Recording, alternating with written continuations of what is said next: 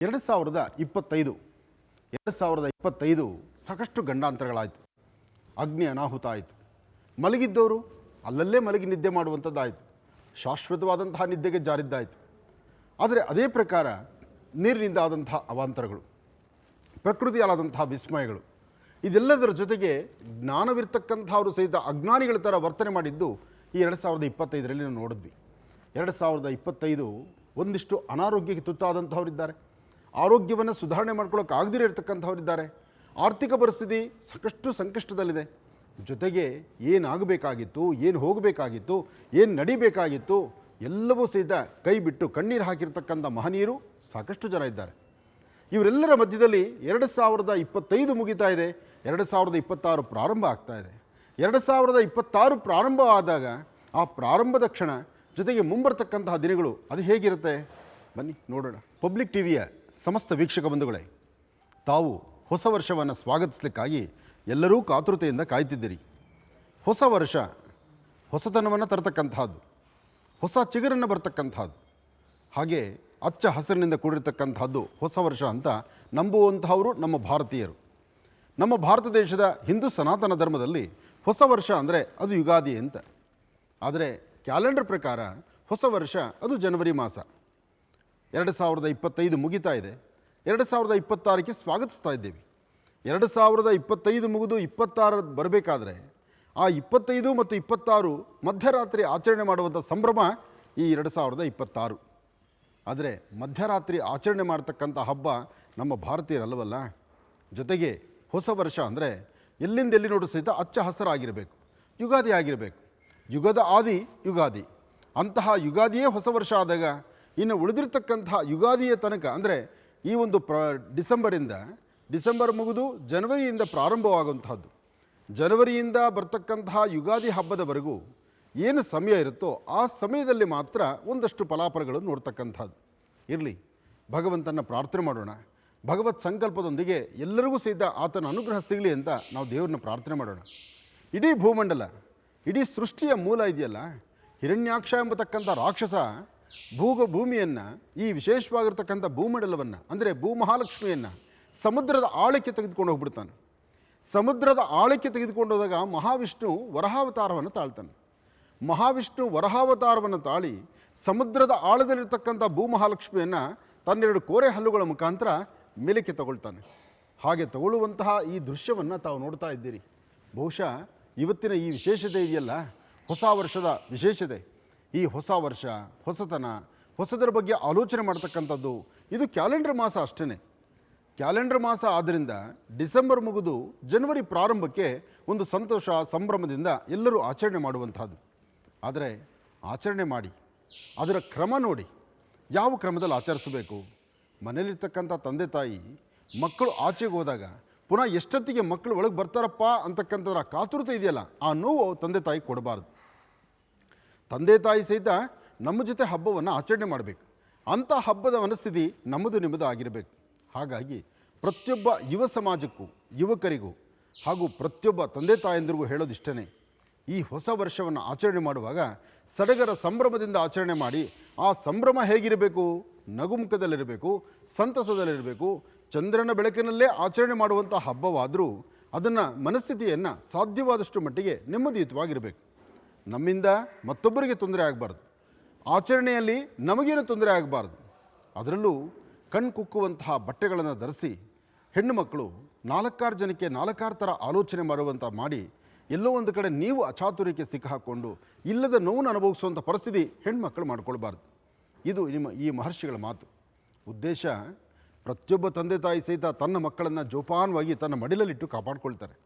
ಆ ಹೆಣ್ಣು ಮಗಳು ಇನ್ನೊಬ್ಬರ ಮನೆ ದೀಪ ಹಚ್ಚಲಿಕ್ಕೆ ಹೊರಡುವಂಥ ಹೆಣ್ಣು ಮಗಳು ಅವಳು ಸಂತೋಷವಾಗಿರಬೇಕು, ನೆಮ್ಮದಿಯುತವಾಗಿರಬೇಕು ಅಂತ ಆಸೆ ಪಡ್ತಕ್ಕಂಥದ್ದು ತಂದೆ ತಾಯಿ. ಆದರೆ ಇವತ್ತಿನ ಪರಿಸ್ಥಿತಿ ನೋಡಿ, ಏನೆಲ್ಲ ವ್ಯತ್ಯಾಸಗಳು ಕಾಣ್ತಾ ಇದ್ದೀವಿ. ಆ ವ್ಯತ್ಯಾಸಗಳು ಕಂಡಾಗ ತಂದೆ ತಾಯಿ ಜೋರಾಗಿ ಮಾತಾಡೋಕ್ಕಾಗೋದಿಲ್ಲ. ಯಾಕೆಂದರೆ ತನ್ನ ಮಕ್ಕಳಿಗೆ ಎಲ್ಲ ಸ್ವತಂತ್ರವನ್ನು ಕೊಟ್ಟಿರ್ತಾರಲ್ಲ, ಆದರೆ ಕೊಟ್ಟಂಥ ಸ್ವತಂತ್ರವನ್ನು ತಂದೆ ತಾಯಿಗೆ ಅವ್ರು ಕೊಟ್ಟ ಸ್ವತಂತ್ರ ಅವರು ಧಕ್ಕೆ ಉಂಟಾಗದಂಗೆ ನೋಡಬೇಕಾದ್ದು ಮಕ್ಕಳ ಕರ್ತವ್ಯ. ಆದರೆ ಮಕ್ಕಳ ಕೆಲಸ ಮಾಡೋದಿಲ್ಲ. ಆದರೆ ಹೊಸ ವರ್ಷ ಎಂಬತಕ್ಕಂಥ ಒಂದೇ ಪದ, ಹೊಸತನ ಕಾಣಬೇಕು ಎಂಬತಕ್ಕಂಥ ಇನ್ನೊಂದು ಪದ ಮಧ್ಯದಲ್ಲಿ ಇಲ್ಲದ ಅಚಾತುರ್ಯಗಳಾಗುತ್ತೆ. ಅಂತಹ ಅಚಾತುರ್ಯಗಳು ಆಗದಿರ ಹೊಸ ವರ್ಷವನ್ನು ನಾವು ಸ್ವಾಗತಿಸೋಣ. ಇಡೀ ಸೃಷ್ಟಿಯ ಮೂಲ ಏನು ಒಳ್ಳೆಯದಿದೆ, ಏನು ಕೆಟ್ಟದ್ದಿದೆ, ಏನು ಆಗ್ತಾ ಇದೆ, ಏನು ಹೋಗ್ತಾ ಇದೆ, ಹಿಂದೆ ಏನಾಗಿತ್ತು, ಮುಂದೆ ಏನಾಗಬೇಕಾಗಿದೆ, ಎಲ್ಲದರ ಬಗ್ಗೆ ಚಿಂತನೆ ಬೇಕಾಗಿದೆ. ಅದಕ್ಕಾಗಿ ಮಹಾಲಕ್ಷ್ಮಿಯಲ್ಲಿ ಒಂದು ಪ್ರಾರ್ಥನೆ ಮಾಡೋಣ ಬನ್ನಿ. 2025 ನೋಡಿದ್ವಿ. 2025ರಲ್ಲಾದಂತಹ ಅನಾಹುತಗಳು ನೋಡಿದ್ವಿ. ಸಾಕಷ್ಟು ಸಮಸ್ಯೆಗಳು ಹೊತ್ತಿರ್ತಕ್ಕಂಥವ್ರು ನೋಡಿದ್ವಿ. ಅನಾರೋಗ್ಯಕ್ಕೆ ತುತ್ತಾದಂಥವ್ರು ನೋಡಿದ್ವಿ. ಸಾಕಷ್ಟು ಹಿರಿಯರನ್ನು ಅವರಲ್ಲಾಗಿರ್ತಕ್ಕಂಥ ನೋವುಗಳನ್ನು, ರಾಜಕೀಯದ ಬದಲಾವಣೆಗಳನ್ನು ನೋಡಿದ್ವಿ. ಆದರೆ 2026 ಆದರೂ ಹೇಗಿರ್ಬೋದಪ್ಪ ಎಂಬತಕ್ಕಂಥ ಚಿಂತನೆ ನೋಡೋದಾದರೆ, ಮಹಾವಿಷ್ಣುವಿನ ಪ್ರಾರ್ಥನೆ ಮಾಡ್ತಾ, ತಿರುಮಲ ತಿರುಪತಿ ಶ್ರೀನಿವಾಸನ ಆರಾಧನೆ ಮಾಡ್ತಾ 2026 ಎಲ್ಲರಿಗೂ ಶುಭವನ್ನು ತರುವಂಥದ್ದಾಗಬೇಕು. ಆದರೆ ಶುಭವನ್ನು ತರಬೇಕು ನಿಜ, ಆದರೆ ಪ್ರಕೃತಿಯಲ್ಲಾಗುವಂಥ ವಿಸ್ಮಯಗಳಿದೆಯಲ್ಲ, ಇದನ್ನು ಯಾರು ತಪ್ಪಿಸ್ಲಿಕ್ಕಾಗತ್ತೆ? ಕಾಲಕ್ಕೂ ಒಂದೊಂದು ಹಂತಕ್ಕೆ ಬರ್ತಕ್ಕಂಥದ್ದು. ನಮಃ ಸೂರ್ಯಾಯ ಚಂದ್ರಾಯ ಮಂಗಳಾಯ ಬುಧಾಯ ಚ ಗುರು ಶುಕ್ರ ಶನಿಭ್ಯಶ್ಚ ರಾಹವೇ ಕೇತುವೇ ನಮಃ ಆದಿತ್ಯಾದಿ ನವಗ್ರಹಗಳನ್ನು ಪ್ರಾರ್ಥನೆ ಮಾಡ್ತಾ, ಕಲಿಯುಗದ ಪ್ರತ್ಯಕ್ಷ ದೈವವಾಗಿರ್ತಕ್ಕಂಥ ಶ್ರೀನಿವಾಸನ ಪ್ರಾರ್ಥನೆ ಮಾಡ್ತಾ, ವೆಂಕಟೇಶೋ ವಾಸುದೇವೋ ಪ್ರದ್ಯುಮ್ನೋ ವಿದ್ಯವಿಕ್ರಮ ಸಂಕರ್ಷಣ ಅನಿರುದ್ಧಶ್ಚ ಶೇಷಾದ್ರಿ ಪತ್ರೇವಚ ಮಹಾವಿಷ್ಣುವನ್ನ ಪ್ರಾರ್ಥನೆ ಮಾಡ್ತಾ 2025 ಮುಗಿದು 76 ಅಂದರೆ 2026 ಪ್ರಾರಂಭದಿಂದಲೇ ಎಲ್ಲರಿಗೂ ಸಹಿತ ಶುಭ ಉಂಟಾಗಲಿ, ಎಲ್ಲರಿಗೂ ಒಳಿತಾಗಲಿ, ಎಲ್ಲರ ಮನಸ್ಸಲ್ಲೂ ಒಂದು ಆನಂದದಾಯಕವಾಗಿರ್ತಕ್ಕಂಥದ್ದಿರಲಿ. ಯಾರೆಲ್ಲ ಸಂಕಷ್ಟದಲ್ಲಿದ್ದರೋ, ಯಾರೆಲ್ಲ ಕಷ್ಟಗಳಲ್ಲಿದ್ದರೋ, ನಿಮ್ಮ ಕಷ್ಟಗಳು ಬೇಗ ದೂರ ಆಗಲಿ ಅಂತ ನಾನು ದೇವ್ರನ್ನ ಪ್ರಾರ್ಥನೆ ಮಾಡ್ತೀನಿ. ಆದರೆ ಪ್ರಕೃತಿ ಅಂತಕ್ಕಂಥದ್ದು, ಈ ಬಾರಿ ಪ್ರಕೃತಿಯಲ್ಲಾಗುವಂಥ ವಿಸ್ಮಯಗಳಿದೆಯಲ್ಲ, ಅದು ನೆನೆಸ್ಕೊಂಡ್ರೂ ಬಹಳ ಭಯ ಇದೆ. ಯಾಕೆಂದರೆ ಅಧಿಕವಾದಂತಹ ಮಳೆ ಅಥವಾ ಆಗುವಂತಹ ಅಚಾತುರ್ಯಗಳು, ಬರ್ತಕ್ಕಂಥ ವಾಹನದ ಗಂಡಾಂತರಗಳು, ಎದುರಾಗ್ತಿರ್ತಕ್ಕಂಥ ಸಮಸ್ಯೆಗಳು, ಅಗ್ನಿ ಆಹುತಿಗಳು, ಹಾಗೆ ನೊಂದು ಬೆಂದಿರತಕ್ಕಂಥ ಅವರ ಮನಸ್ಸಿಗೆ ನೆಮ್ಮದಿ ಇಲ್ದಿರತಕ್ಕಂಥದ್ದು, ಕಷ್ಟದಲ್ಲಿರ್ತಕ್ಕಂಥವ್ರು, ಒಬ್ಬರನ್ನೊಬ್ಬರು ಅರ್ಥ ಮಾಡ್ಕೊಳಕ್ಕಾಗದಿರತಕ್ಕಂಥವ್ರು. ಯಾಕೆಂದರೆ ಇವತ್ತಿನ ಗ್ರಹಮಂಡಲ ಆಗಿದೆ, ಇವತ್ತಿನ ಗ್ರಹಸ್ಥಿತಿಗಳು ಆಗಿದೆ. ಗ್ರಹ ನಕ್ಷತ್ರಚಾರ ಪ್ರಕಾರ ಗ್ರಹಗತಿಗಳಲ್ಲಿ ವ್ಯತ್ಯಾಸ ಆದಾಗ ಇಂತೆಲ್ಲ ಅಚಾತುರ್ಯಗಳು ನಡೆದು ಹೋಗುತ್ತೆ. ಆದರೆ ಬರುವ ಯುಗಾದಿಯವರೆಗೂ ಅಷ್ಟು ಲಾಭದಾಯಕವಾಗಿರ್ತಕ್ಕಂಥ ಕಾಲ ಇದಲ್ಲ. ಯುಗಾದಿ ಬರಬೇಕು, ಹೊಸತನವನ್ನು ಕಾಣಬೇಕು. ಆ ಯುಗಾದಿಯ ಹಚ್ಚ ಹಸಿರಿರ್ತಕ್ಕಂಥ ಈ ಪ್ರಕೃತಿ ಮಾತೆ, ಪ್ರಕೃತಿ ಮಡಿಲಲ್ಲಿ ಆಚರಣೆ ಮಾಡುವಂಥ ಹಬ್ಬ ಯುಗಾದಿ. ಆದ್ದರಿಂದ ಅಂತಹ ಯುಗಾದಿಯ ಸಡಗರ ಸಂಭ್ರಮ ಎಲ್ಲರಿಗೂ ಸಹಿತ ಭಗವಂತನ ಅನುಗ್ರಹದಿಂದ ಉಂಟಾಗಬೇಕು, ಅನುಗ್ರಹ ಆಗಬೇಕು, ಆತನ ಕೃಪೆಯಿಂದಲೇ ಚೆನ್ನಾಗಿರಬೇಕು. ಆದರೆ ಪ್ರಕೃತಿಯಲ್ಲಾಗ್ತಿರ್ತಕ್ಕಂತಹ ವೈಪರೀತ್ಯಗಳಿಗೆ ನಾವು ಆದಿದೇವತೆಯನ್ನು, ಭಗವತಿಯನ್ನು, ಭೂಮಹಾಲಕ್ಷ್ಮಿಯನ್ನು ಅಥವಾ ಲಕ್ಷ್ಮೀ ಬೋರಹಸ್ವಾಮಿಯನ್ನು ಶ್ರದ್ಧೆಯಿಂದ ಪ್ರಾರ್ಥನೆ ಮಾಡಬೇಕು. ಈ ಬಾರಿ ವರಹಾದೇವರ ಬಗ್ಗೆ ನಾನು ಇಷ್ಟೆಲ್ಲ ಹೇಳ್ತಿದ್ದೇನೆ. ಉದ್ದೇಶ, ಇಡೀ ಭೂಮಂಡಲ ಸಮಸ್ಯೆಯಲ್ಲಿದ್ದಾಗ, ಇಡೀ ಭೂಮಂಡಲ ಸಂಕಷ್ಟದಲ್ಲಿದ್ದಾಗ ಹಿರಣ್ಯಾಕ್ಷ ಎಂಬತಕ್ಕಂಥ ರಾಕ್ಷಸ ಆ ಭೂಮಹಾಲಕ್ಷ್ಮಿಯನ್ನು ಸಮುದ್ರದ ಆಳದಲ್ಲಿಟ್ಟಾಗ ಆಗ ಉದಯೋನ್ಮುಖನಾದಂತಹದ್ದೇ ವರಹಾದೇವರು. ಅಂತಹ ವರಹಾದೇವರು ಭೂಮಂಡಲವನ್ನು ಸಂರಕ್ಷಣೆ ಮಾಡ್ತಾನೆ. ಆ ಭೂಮಿಯಲ್ಲಿ ವಾಸ ಮಾಡ್ತಕ್ಕಂಥ ನಾವು ಇವತ್ತಿನ ದಿವಸ ಆಧ್ಯಾತ್ಮಿಕವಾದಂತಹ, ಧಾರ್ಮಿಕವಾದಂತಹ ಧರ್ಮ, ಸಂಸ್ಕೃತಿ, ಸಂಪ್ರದಾಯ, ವಿಶೇಷವಾಗಿರ್ತಕ್ಕಂಥದ್ರ ಅರಿವನ್ನು ಬಿಟ್ಟು ಮತ್ತೊಂದು ದಾರಿ ಹುಡುಕಿ ಮತ್ತೊಂದು ದಾರಿಯಿಂದ ನಾವು ನಡೆದಾಗ ಇನ್ನು ಜೀವನದ ಅಲ್ಲೋಲ ಕಲ್ಲೋಲಲ್ವಾ? ಹಾಗಾಗಿ ಯಾರು ಪುನಃ ಮರಳಿ ಗೂಡಿಗೆ ಎಂಬಂತೆ ಈ ಒಂದು 2026 ಸಂತೋಷದಿಂದ ಸಂಭ್ರಮವಾಗಿ ಜನ್ಮ ಕೊಟ್ಟಂತಹ ತಂದೆ ತಾಯಿ ಪಾದಕ್ಕೆ ನಮಸ್ಕಾರ ಮಾಡಿ, ಗುರು ಹಿರಿಯರಿಗೆ ನಮಸ್ಕರಿಸಿ, ನಮ್ಮ ಬದುಕಿದು, ನಮ್ಮ ಜೀವನ ಇದು, ನಮ್ಮ ಬದುಕಿನ ಸುಂದರವಾದಂಥ ಹಾದಿ ಇದು ಅಂತ ನಂಬಿ ಮುಂದೆ ಹೆಜ್ಜೆ ಹಾಕಿದ್ರೆ ಅದೃಷ್ಟ ಕಟ್ಟಿಟ್ಟ ಬುತ್ತಿ. 2026 ಯುಗಾದಿಗೂ ಮುನ್ನ ಯುದ್ಧ ಭೀತಿಯ ಅಥವಾ ಸಮಸ್ಯೆಯ ಅಥವಾ ಆರ್ಥಿಕ ಸಂಕಷ್ಟವ ಅಥವಾ ಇರ್ತಕ್ಕಂಥ ಕಷ್ಟಗಳು ಪಾರಾಗಲಿಕ್ಕೆ ಯಾವುದಾದ್ರು ಧರ್ಮ ಮಾರ್ಗ ಅಂತಲೇ ಹೇಳಬೇಕು. ಯಾಕೆಂದರೆ ಧರ್ಮ ಮಾರ್ಗದಲ್ಲಿ ಏನೋ ಒಂದು ಸಾಧನೆ ಮಾಡ್ಬೋದು. ನಾವು ನಂಬಬೇಕಾದ್ದು, ನಂಬಿ ಮುಂದೆ ಹೆಜ್ಜೆ ಹಾಕಬೇಕಾದ್ದು, ಜೊತೆಗೆ ಆದಷ್ಟು ಸಹಿತ ಯಾವುದೇ ಸಮಸ್ಯೆಗಳು ಬಾರ್ದಿರಲಿ ಭಗವಂತ ಅಂಥೇಳಿ ನಾವು ದೇವರನ್ನೇ ಪ್ರಾರ್ಥನೆ ಮಾಡಬೇಕು. ಅಂತಹ ನಿಟ್ಟಿನಲ್ಲಿ ಆಲೋಚನೆ ಮಾಡೋದಾದರೆ ಆರೋಗ್ಯದ ಬಗ್ಗೆ ಈ ಬಾರಿ ಕಾಳಜಿ ಇಟ್ಕೊಳ್ಬೇಕು. ಯಾಕೆಂದರೆ ಪ್ರಸ್ತುತ ಇರತಕ್ಕಂಥ ಗ್ರಹಗತಿಗಳು, ಇನ್ನು ಯುಗಾದಿಗೂ ಮುನ್ನ ಗ್ರಹಮಂಡಲದಲ್ಲಿ ಗ್ರಹ ನಕ್ಷತ್ರಚಾರ ಪ್ರಕಾರ ಒಂದಷ್ಟು ರಾಶಿಗಳಿಗೆ ಆರೋಗ್ಯ ಅಂತಕ್ಕಂಥದ್ದು ಅಷ್ಟು ಸಮಂಜಸವಾಗಿರ್ತಕ್ಕಂಥದ್ದಲ್ಲ. ಆದರೆ ಆರೋಗ್ಯದಲ್ಲಿ ಯಾರು ಏನೇ ಸ್ವಲ್ಪ ಮಟ್ಟಿಗೆ ಪ್ರಾರಂಭ ಅಂತ ತೊಂದರೆ ಗೊತ್ತಾದರೂ ಆ ತೊಂದರೆಗಳನ್ನು ಆಗಿಂದಾಗಲೇ ದೂರ ಮಾಡಿಕೊಂಡು ಸರಿಯಾದ ಸನ್ಮಾರ್ಗದಲ್ಲಿ ನಡೆದರೆ ಅದರ ಫಲಾಫಲಗಳು ಸಾಕಷ್ಟು ಇರುತ್ತೆ. ಆದರೆ ಇವತ್ತು ಭಾಳ ಎಚ್ಚರಿಕೆ ವಹಿಸಬೇಕು. ಗ್ರಹಣ ಎಂಬತಕ್ಕಂಥದ್ದು ಏನಾದ್ರು ಇದೆಯಾ, ಅಥವಾ ಗ್ರಹಣದ ಫಲಗಳಲ್ಲಿ ಏನಾದ್ರು ಲಾಭ ಉಂಟಾ, ಅದು ಈ ಬಾರಿ ಬರ್ತಕ್ಕಂಥ ಗ್ರಹಣಗಳಲ್ಲಿ ಎಚ್ಚರಿಕೆ ಆದರೂ ಏನಿರಬೇಕು? ಎಲ್ಲಕ್ಕೂ ಸ್ವಲ್ಪ ಸಮಯ ಕಾಯಲೇಬೇಕು. ಯಾಕೆಂದರೆ ಗ್ರಹಣದ ಪರಿಯನ್ನು ಅರ್ಥ ಮಾಡಿಕೊಂಡು, ಗ್ರಹಣ ಕೆಲವೊಂದು ತರಹ ಮಾತಾಡ್ತಾರೆ. ನಮ್ಮ ಭಾರತಕ್ಕೆ ಕಾಣದಿರತಕ್ಕಂಥ ಗ್ರಹಣದ ಬಗ್ಗೆ ನಮ್ಮ ಚಿಂತನೆ ಯಾಕೆ ಅಂತಕ್ಕಂಥದ್ದು ಒಂದಷ್ಟು ಜನರ ವಾದ. ಆದರೆ ಗ್ರಹಣ ಎಂಬತಕ್ಕಂಥದ್ರ ಬಗ್ಗೆ ತಿಳ್ಕೊಳ್ಳೋದಾದರೆ ಸೂರ್ಯಚಂದ್ರರು ನಮ್ಮ ದೇಶದಲ್ಲಿದ್ದರು, ಹೊರದೇಶದಲ್ಲಿದ್ದರು, ಒಬ್ಬೊಬ್ಬರೇ ಸೂರ್ಯಚಂದ್ರ ಇರ್ತಕ್ಕಂಥದ್ದು. ಸೂರ್ಯ ಒಬ್ಬ, ಚಂದ್ರ ಒಬ್ಬ. ಹೀಗೆ ಸೂರ್ಯಚಂದ್ರರು ಒಬ್ಬೊಬ್ಬರಿದ್ದಾಗ ಗ್ರಹಣ ಎಂಬತಕ್ಕಂಥದ್ದು ಇಲ್ಲಾಗಲಿ ಮತ್ತೊಂದು ಸ್ಥಳದಲ್ಲಾಗಲಿ ಎಲ್ಲೇ ಆದರೂ ಆ ಗ್ರಹಣದ ದೋಷ ಎಂಬತಕ್ಕಂಥದ್ದು ಕಟ್ಟಿಟ್ಟ ಬುತ್ತಿಯೇ. ಆದರೆ ಈ ಪ್ರಕೃತಿ ಮೇಲಾಗುವಂತಹ ಒಂದಷ್ಟು ತೊಂದರೆಗಳಿದೆಯಲ್ಲ, ಆ ಪ್ರಕೃತಿಯಲ್ಲಾಗುವಂತಹ ವೈಪರೀತ್ಯಗಳ ಬಗ್ಗೆ ಸರಿಯಾದ ಸನ್ಮಾರ್ಗದಲ್ಲಿದ್ದು ಸರಿಯಾದ್ದನ್ನು ಅರಿತು ಆಗಿಂದಾಗಲೇ ಪರಿಹಾರ ಮಾರ್ಗವನ್ನು ಹುಡುಕೊಂಡ್ರೆ ಆಗಷ್ಟೇ ಬೆಳಕನ್ನು ಕಾಣಬಹುದು. ಆದರೂ ಅದೃಷ್ಟ ಎಂಬಂತೆ ಈ ಬಾರಿ ಅಂತಹ ದೊಡ್ಡ ಅನಾಹುತಗಳಿಲ್ಲ. ಆದರೆ ವಾಹನಗಳಲ್ಲಿ ಓಡಾಡುವಾಗ ಸ್ವಲ್ಪ ಜಾಗೃತರಾಗಿರಬೇಕು. ಇನ್ನು ನದಿಗಳಾಗಲಿ ಅಥವಾ ನದಿ ಹರಿಯುವಂಥದ್ದು ಅಥವಾ ತುಂಬಿ ತುಳುಕುವಂತಹ ಒಂದು ಸಮುದ್ರದ ಅಲೆಗಳಿಂದ ಉಂಟಾಗ್ತಕ್ಕಂಥ ಸಮಸ್ಯೆಯು ಈ ಪ್ರಕೃತಿಯ ಮಡಿಲಲ್ಲಿ ಸಾಕಷ್ಟು ವ್ಯತ್ಯಾಸಗಳಿರುತ್ತೆ. ಪ್ರಕೃತಿಯ ಮಡಿಲಲ್ಲಿ ಉಂಟಾಗುವಂತಹ ಒಂದಷ್ಟು ಅಚಾತುರ್ಯಗಳಿಗೆ ಪರಿಹಾರ ಮಾರ್ಗವಾಗಿ ಆಗಿದ್ದಾಗಲೇ ಕಂಡುಕೊಂಡು ಹಿರಿಯರ ಮಾತಿನಂತೆ ನಾವು ಅನುಸರಿಸಿದ್ರೆ ಖಂಡಿತ ಯಶಸ್ಸಿನ ಫಲವೇ. ಇರಲಿ, ಇನ್ನೂ ಸಾಕಷ್ಟು ವಿಚಾರಗಳಿದೆ. ಆದರೆ ವಿಚಾರಗಳಂತಕ್ಕಂಥದ್ದು 2025 ಮುಗಿದು 26ರ ಪ್ರಾರಂಭದಲ್ಲೇ ಎಲ್ಲವನ್ನೂ ಅರ್ಥಕೊಳ್ಬಾರ್ದು. ಈಗ ಸಂತೋಷದಿಂದ ಸಂಭ್ರಮದಿಂದ ಆಚರಣೆ ಮಾಡುವಂಥದ್ದಾಗಿದೆಯಲ್ಲ, ಎಲ್ಲರಿಗೂ ಆ ಸಂತೋಷ ಇರಲಿ. ಪದ್ಮಾನನೇ ಪದ್ಭವಿ ಪದ್ಮಪತ್ರೇ ಪದ್ಮಪ್ರಿಯೇ ಪದ್ಮದಲಾಯತಾಕ್ಷೀಂ ವಿಶ್ವಪ್ರಿಯೇ ವಿಷ್ಣು ಮನೋನುಕೂಲೇ ತುತ್ಪಾದ ಪದ್ಮಂ ಮೈ ಸನ್ನಿಧತ್ಸ್ವಾಂ ಯಾಸಾ ಪದ್ಮಾಸನಸ್ಥಾ ವಿಪುಲಕಟಿತರೀ ಪದ್ಮಪತ್ರಾಯತಾಕ್ಷೀಂ ಶ್ರೀಂ ಅಂಬಾಂ ಭಗವತೀಂ ಶ್ರೀಂ ಲಲಿತಾಂ ರಾಜರಾಜೇಶ್ವರೀಂ ಶ್ರೀ ಲಕ್ಷ್ಮೀಬೋರಹ ಸ್ವಾಮಿನೇ ನಮಃ. ಸಾಲಿಗ್ರಾಮ ಕ್ಷೇತ್ರಕ್ಕೆ ತಮ್ಮೆಲ್ಲರಿಗೂ ಸಹಿತ ಸ್ವಾಗತವನ್ನು ಕೋರ್ತಾ, ಲಕ್ಷ್ಮೀ ಬೋರಹ ಸ್ವಾಮಿಯ ಸಾಲಿಗ್ರಾಮ ಕ್ಷೇತ್ರ ವರಹಾದೇವರ ಅನುಗ್ರಹ ನಾಡಿನ ದೇಶದ ಸಮಸ್ತರಿಗೂ ಇರಲಿ. ಹಾಗೆ ಲಕ್ಷ್ಮೀ ಬೋರಹ ಸ್ವಾಮಿಯ ಸಾನ್ನಿಧ್ಯದಿಂದ ಪಬ್ಲಿಕ್ ಟಿವಿಯ ಸಮಸ್ತ ವೀಕ್ಷಕ ಬಂಧುಗಳಿಗೂ ತಮ್ಮೆಲ್ಲರಿಗೂ ಶುಭ ಉಂಟಾಗಲಿ, ಒಳ್ಳೆಯದಾಗಲಿ.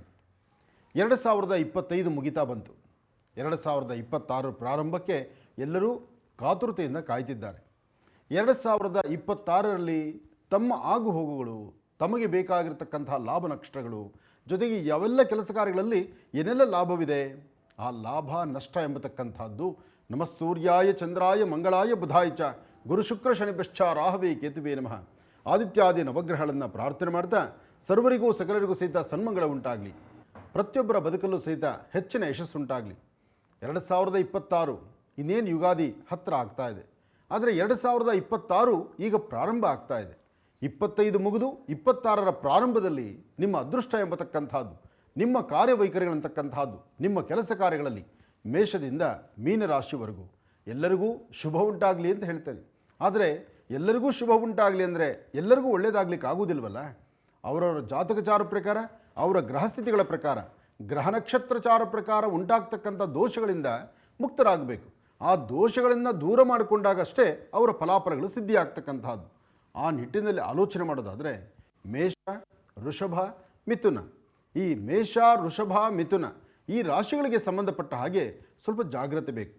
ಯಾಕೆಂದರೆ ಪ್ರಸ್ತುತ ಇರತಕ್ಕಂಥ ಮೇಷರಾಶಿಯಲ್ಲಿ ರಾಹು ಇರೋದ್ರಿಂದ, ಕುಂಭರಾಶಿಯಲ್ಲಿ ಶನಿ ಇರ್ತಕ್ಕಂಥದ್ರಿಂದ ಅಲ್ಲಿ ಸ್ವಲ್ಪ ಸಮಸ್ಯೆಗಳಂತಕ್ಕಂಥದ್ದು ಎದುರಾಗುತ್ತೆ. ಮೇಷ, ವೃಷಭ, ಮಿಥುನ ಒಂದು ಭಾಗ ಆದರೆ ಇನ್ನು ಸಿಂಹ, ಕನ್ಯಾ, ತುಲ, ಸಿಂಹ, ಕನ್ಯಾ, ತುಲ ಇಲ್ಲಿ ಮತ್ತೊಂದು ಥರ ಆಗುತ್ತೆ. ಆದರೆ ಕರ್ಕಾಟಕ ರಾಶಿಯಲ್ಲಿರ್ತಕ್ಕಂಥವರು ಮನಸ್ಸಿಗೆ ಶಾಂತಿ, ನೆಮ್ಮದಿಯಿಂದ ಇರಬಹುದು. ಕಾರಣ ನಿಮ್ಮ ಜಾತಕದಲ್ಲಿ ಚಂದ್ರ ಇರ್ತಕ್ಕಂಥ ರೀತಿ ಹಾಗೆ. ಇನ್ನು ತುಲಾರಾಶಿ ಆರ್ಥಿಕ ಪರಿಸ್ಥಿತಿ ಹೇಗಿದೆ? ಹಣಕಾಸಿನ ವಿಚಾರಕ್ಕೆ ಸಂಬಂಧಪಟ್ಟ ಹಾಗೆ ಸ್ವಲ್ಪ ಕೈ ಹಿಡ್ತಾ ಇದೆ. ಆದರೆ ರಾಜಯೋಗ ಅಂತಕ್ಕಂಥದ್ದು, ಯೋಗಫಲ ಎಂಬತಕ್ಕಂಥದ್ದು ತುಲಾರಾಶಿಯವರಿಗೆ ಕಂಡುಬರುತ್ತೆ. ಇನ್ನು ವೃಶ್ಚಿಕ ರಾಶಿ ಆರೋಗ್ಯನೂ ಬೇಕು, ವ್ಯವಹಾರನೂ ಬೇಕು. ಆದರೆ ಕೆಲಸ ಕಾರ್ಯಗಳಲ್ಲಿ ಮಾತ್ರ ಸಮಸ್ಯೆ ಎಂಬತಕ್ಕಂಥದ್ದಿದೆ. ನಿಷ್ಠೂರ ಮಾಡ್ತಕ್ಕಂಥವ್ರು ಜೊತೆಲೇ ಇರ್ತಾರೆ, ನಿಮ್ಮನ್ನು ಬಿಟ್ಟು ಮುಂದಕ್ಕೆ ಹೋಗಲ್ಲ ಅವರು. ಅದಕ್ಕಾಗಿ ವೃಶ್ಚಿಕ ರಾಶಿಯಲ್ಲಿರ್ತಕ್ಕಂಥವ್ರು ಜಾಗೃತರಾಗಿರಬೇಕು. ಇನ್ನು ಧನುರಾಶಿಯಲ್ಲಿರ್ತಕ್ಕಂಥವ್ರ ಹಣಕಾಸಿನ ವಿಚಾರ ಯಥೇಚ್ಛವಾಗಿದೆ. ಆದರೆ ವ್ಯವಹಾರ ಏನು ಮಾಡ್ತಿದ್ದೀವಿ ಅವರಿಗೂ ಅರಿವಾಗಲ್ಲ, ಮತ್ತೊಬ್ಬರಿಗೂ ಗೊತ್ತಾಗಲ್ಲ.